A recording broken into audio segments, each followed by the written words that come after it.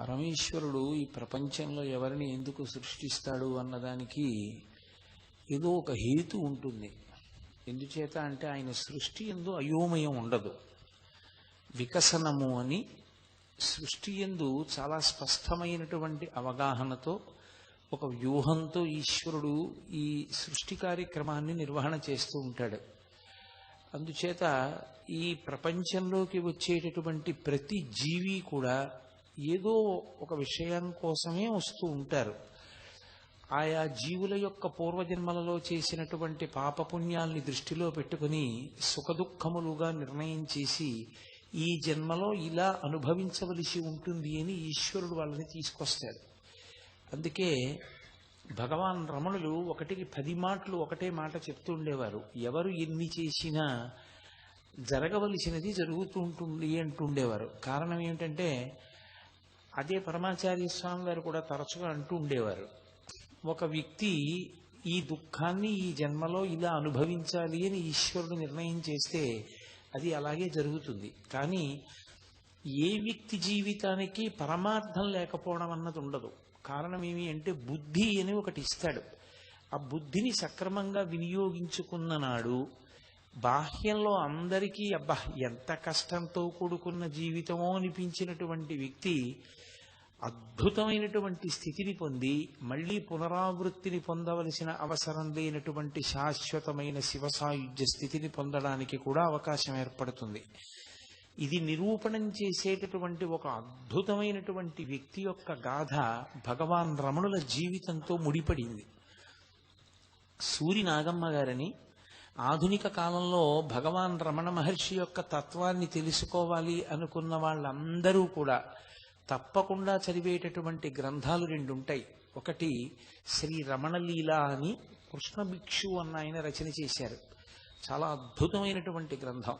అలాగే సూరి నాగమ్మ గారి లేఖలు. ఆవిడ పుట్టుకతో నిజంగా అయ్య బాబోయ్ ఇన్ని కష్టాలా ఒక్క మనిషికి అనిపిస్తుంది. అసలు ఈవిడ కష్టాలు అనుభవించడానికే పుట్టిందా అన్నట్టుగా పుట్టారు ఆవిడ మహాతల్లి. మనకి కృష్ణా జిల్లాలో విజయవాడ దగ్గర మంగళగిరికి 30 కిలోమీటర్ల దూరంలో 30 మైళ్ళ దూరంలో ఒక గ్రామం. ఆ గ్రామం ఆ కొలను రాయి అని ఆ గ్రామానికి పక్కనే కలువ కొలను. ఆ కలువ కొలను అనబడేటటువంటి గ్రామంలో భోగీశ్వరుడు అన్న పేరుతో పరమేశ్వరుడు ఆరాధింపబడుతుండేవాడి శివాలయం. ఆ గ్రామంలో ఒక గొప్ప కుటుంబం, చాలా పెద్ద ఇల్లుట వారిది. అటువంటి ఇంటికి యజమానిగా ఉండి చక్కగా సంతానంతో సంతోషంగా ఉన్నటువంటి వ్యక్తి ఒకరున్నారు. ఆయన పేరు దోర్బల చినవేంకట శాస్త్రి గారు అని.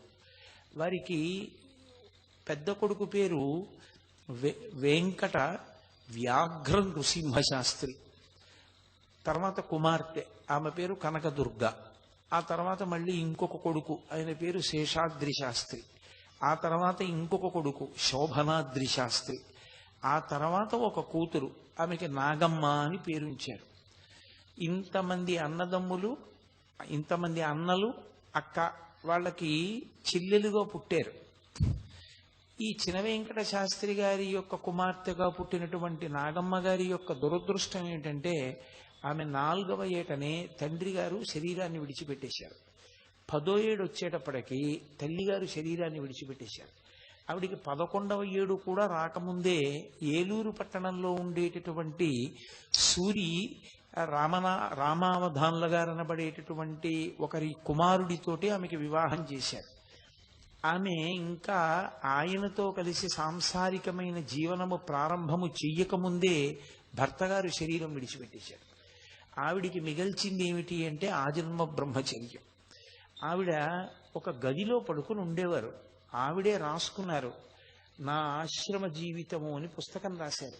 ఆ పుస్తకం చదివితే నిజంగా హృదయం ఉన్న ఏ వ్యక్తికైనా అసలు ప్రథమ భాగం చదువుతుంటే కళ్ళ నీళ్లు తిరుగుతాయి. అన్ని కష్టాలు పడ్డారు.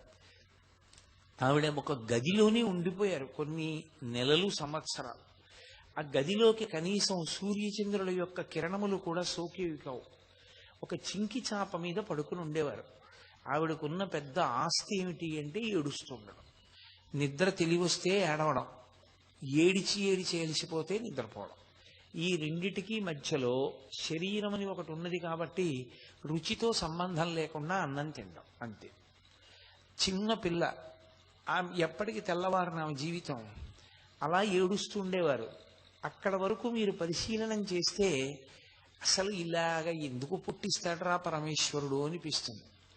కానీ ఒక్కొక్క ఆధారం లేకుండా పరమేశ్వరుడు చెయ్యడం వెనక కూడా ఏదో ఒక గొప్ప సంకల్పం ఉంటుంది.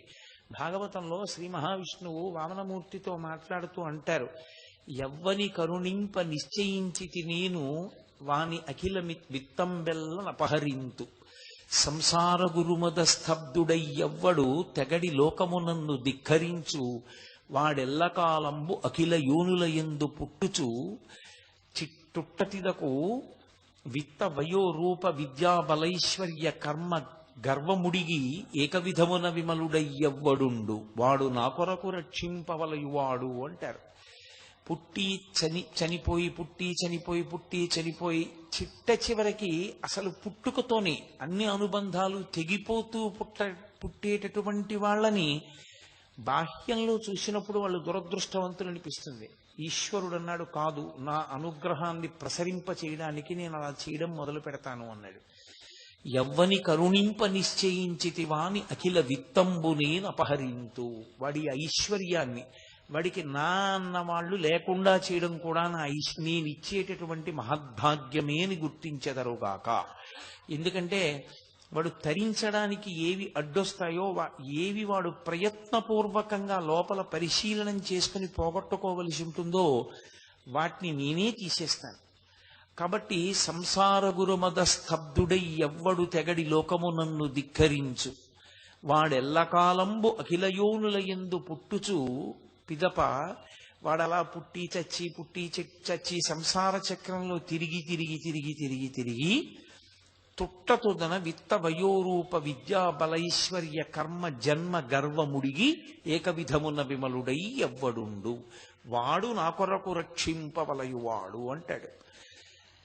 ఇక నాకిదుంది అని చెప్పుకుని అహంకరించడానికి ఏమీ లేనంత దీనమైన స్థితిలో ఉంచి మనసుని మాత్రం నా పాదపద్మముల యందు ఉండేటట్టుగా చేస్తానటువంటి వాళ్ళకి ఇంకా వాళ్ళ మనసు పెట్టడానికి వేరే స్థానం ఏమి ఉండదు. కాబట్టి అయితే ఒకటి, అలా ఉన్న వాళ్ళందరూ ఈశ్వరుని యందు మనసు పెడతారా అంటే దాని మీద తీర్పేం లేదు. ఏ బంధాన్ని ఈశ్వరుడు కల్పించకపోయినా అనేక బంధాలని తరువాత కల్పించుకునే వాళ్ళు ఉండొచ్చు. ఈశ్వరుడు ఏ బంధాన్ని ఇవ్వకపోయిన కారణం చేత పరమేశ్వరుని యందే మనసు పెట్టగలిగినటువంటి లక్షణం ఏర్పడడానికి పుట్టుకతో భక్తి వాసన కూడా ఉండాలి.